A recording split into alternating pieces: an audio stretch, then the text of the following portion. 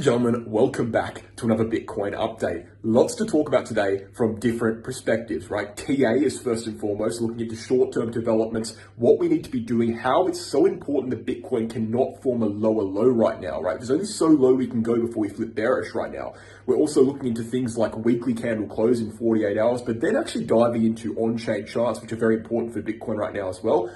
Looking at hash rates reaching all-time highs, looking at long-term holding supply reaching over 75%, the most amount of long-term holders Bitcoin has ever had. What that means for Bitcoin, looking at volume, why it's been so low in this range, what it means for compression, and what it means for a potentially huge October. So lots to look into. I recommend sticking around to the end of the video because new information is brought in throughout it. I don't recommend skipping this one. This is one you don't want to miss. Guys, without further ado, let's get into it.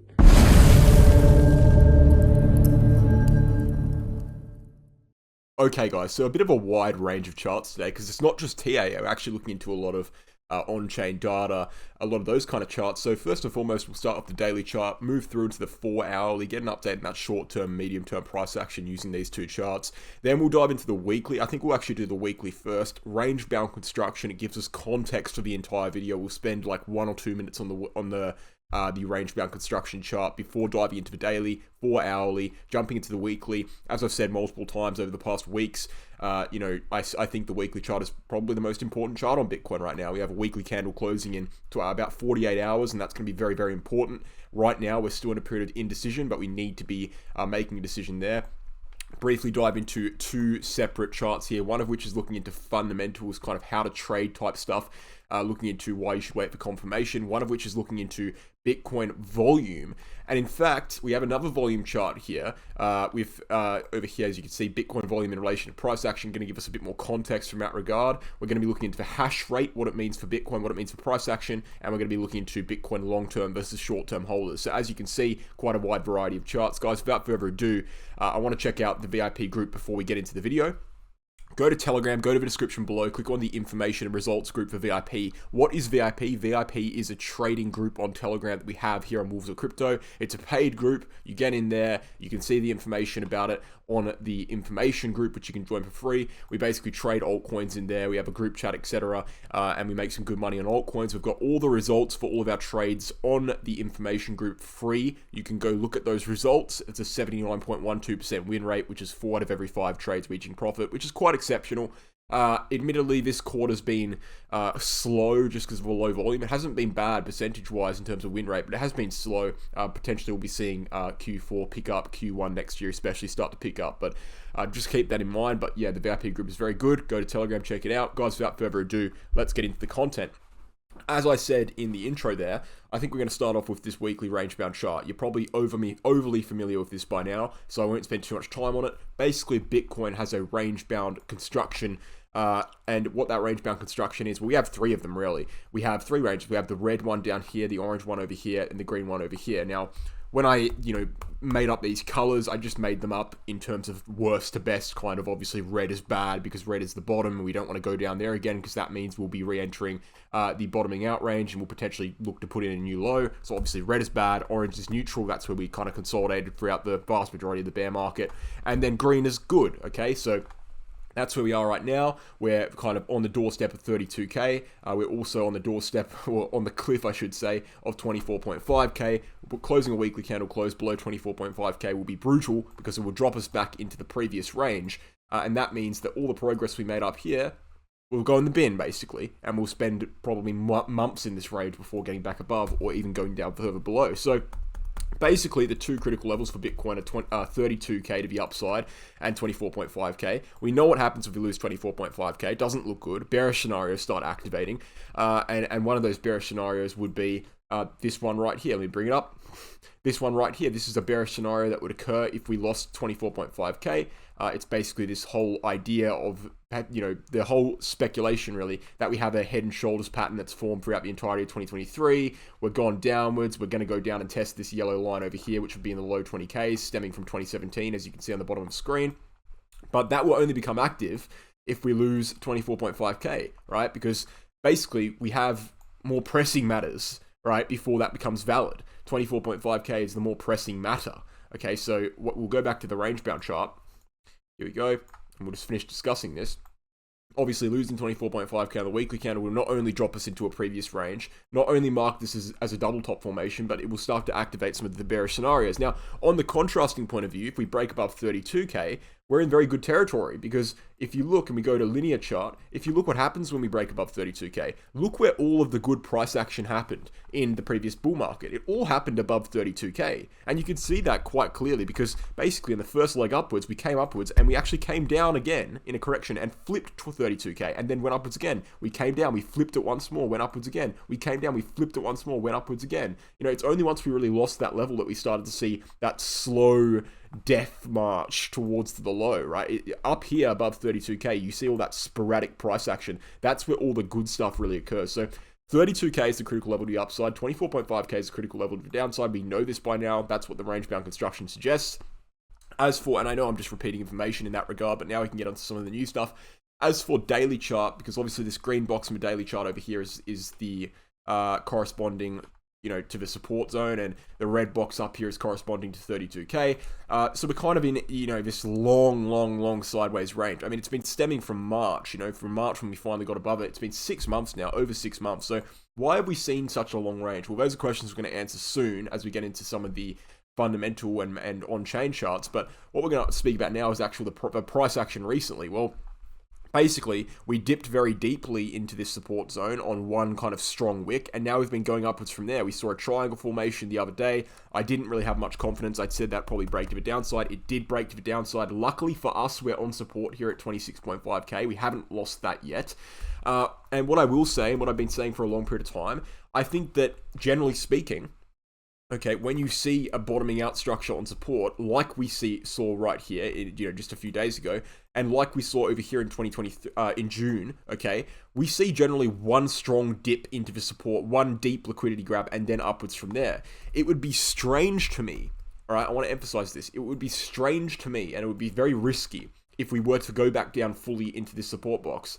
If the bottom is in fact in for this move, and if 24.5k is going to hold and we're going to go upwards from here, we should not need to go all the way back down. Now, we can certainly form a higher low, all right, and we can do that in multiple places. We can do that right here where we are. We can do that down in 25.7k. We probably wouldn't want to go too much below that. But overall, as I said, I don't think it is necessary at all. But I just don't see why we would need to go all the way back down to this green box. And so if we do end up doing that, if we do end up going down to that low and testing new lows, even though we'd still be on support, I'd be flipping more bearish on Bitcoin, because I don't see it as necessary. We've already grabbed liquidity. If you look at every single bounce of support, really, I mean, you see a deep liquidity grab, then upwards. Exactly the same thing was seen here, as you can see, in 2021, okay? Yeah, slow downwards price action, cool, but we saw a deep liquidity grab here on the daily candle and then upwards from there. That's how bottoms generally happen.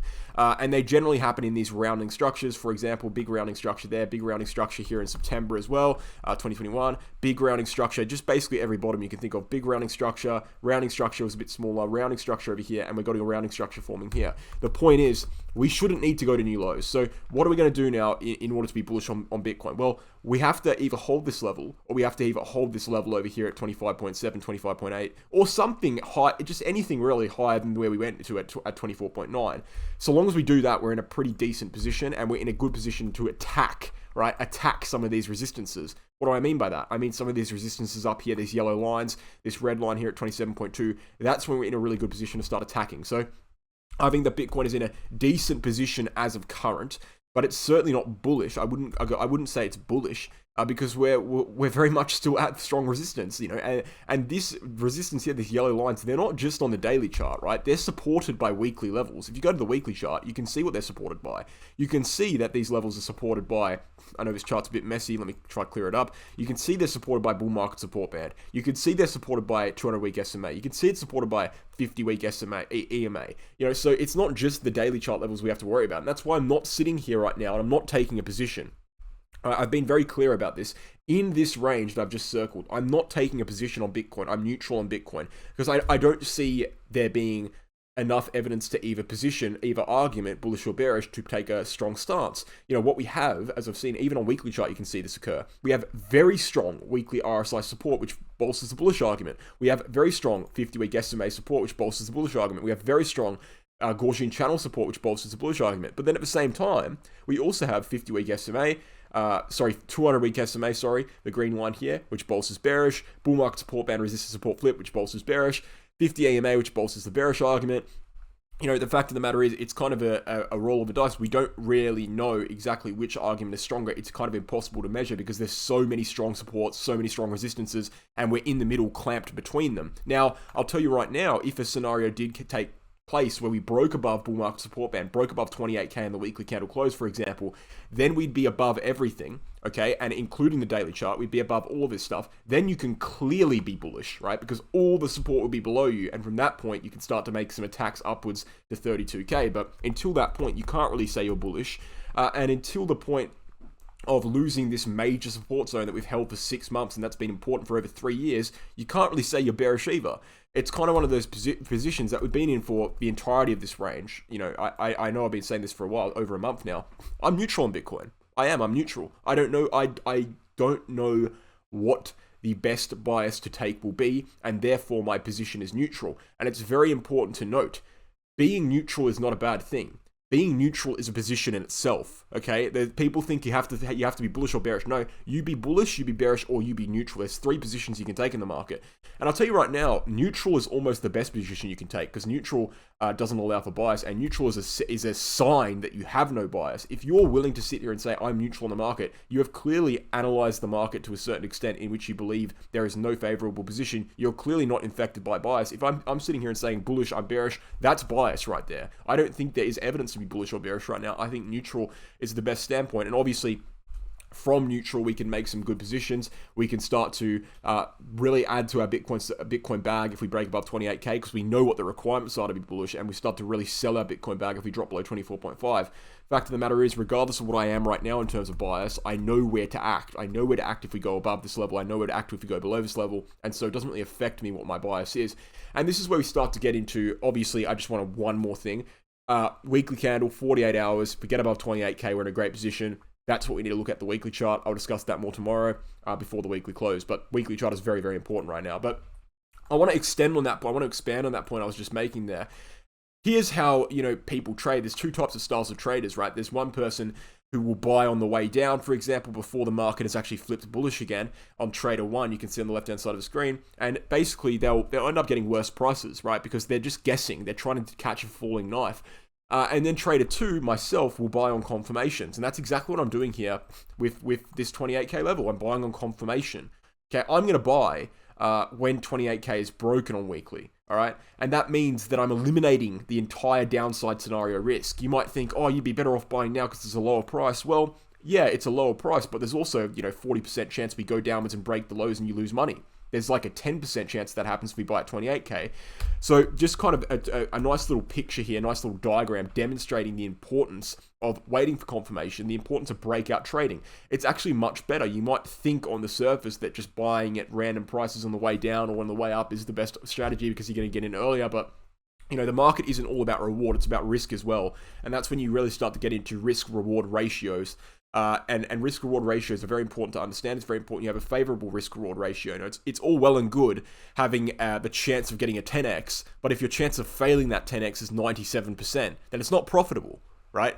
You'd rather take a 2x at an 80% chance of playing out. And that's just maths, right? And that's what a lot of people don't understand about trading the market. And we can start to get into a few more things now in fundamentals. Ladies and gentlemen, here's a little news flash for you. You trust exchanges with your money. They get hacked all the time. They lose funds all the time. So the exchange you're using, you're actually trusting with your money. You're also paying them fees for trades. You're paying up to thousands, tens of thousands of dollars per year in fees. So you want to have a bloody good exchange, right? And that's why I have 2 exchanges for you guys, 2 options depending on your location, depending on what you want from exchange. The first one is Bitget. That is a KYC exchange. You can sign up from anywhere in the world, excluding the United States, excluding Canada, and excluding Singapore. Very low fees, protection fund, the whole 9 yards. We've also got BingX. That's our second exchange, and that is an exchange you can sign up non-KYC from anywhere in the world, including every country, right? With a VPN from anywhere in the world. Again, very low fees, protection fund, everything you need in an exchange. Both of these exchanges are top 10 exchanges in trading volume. Sign up using my referral link below to get a 15% trading fee discount on both of the exchanges. Again, Again, they'll both be in the description. Referral link is there. Get on a good exchange and become a proper trader. Don't use these trashy exchanges that you're risking your money and paying over in fees. Guys, let's get back into the video. Because admittedly, we've gotten through all the price action. We've gotten through all the charts. That's all I really wanted to say. And fundamentals are equally as important right now. And people start to wonder, as I said before, why are we in this range for 6 months? We've been in this range for 6 months. We've been testing this price level since all the way back here in August last year. It's over 13 months of the same price level being tested. We haven't moved for 13 months, they'll say. I can tell you why. Well, you look at what's happened on Bitcoin, right? And this is the volume in orange and the price in blue.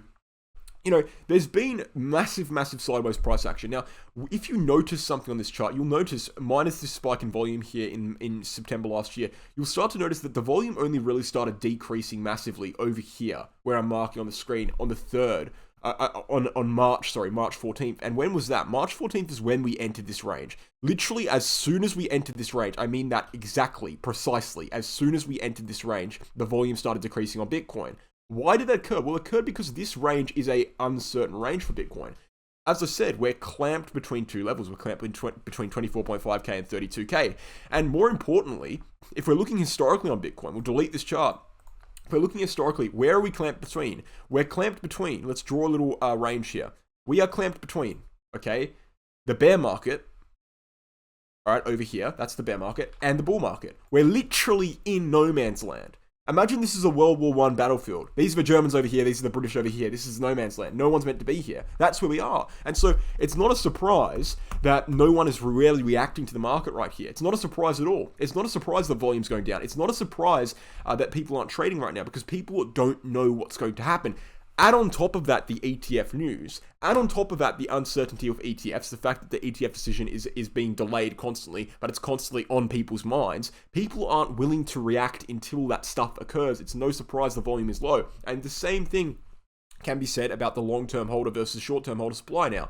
For the first time in Bitcoin's price history, we have reached 75% of Bitcoin's circulating supply in long-term holders' hands. Now, that's been increasing dramatically throughout the kind of range here, but from March. I'm alerting that on the screen here, you can see.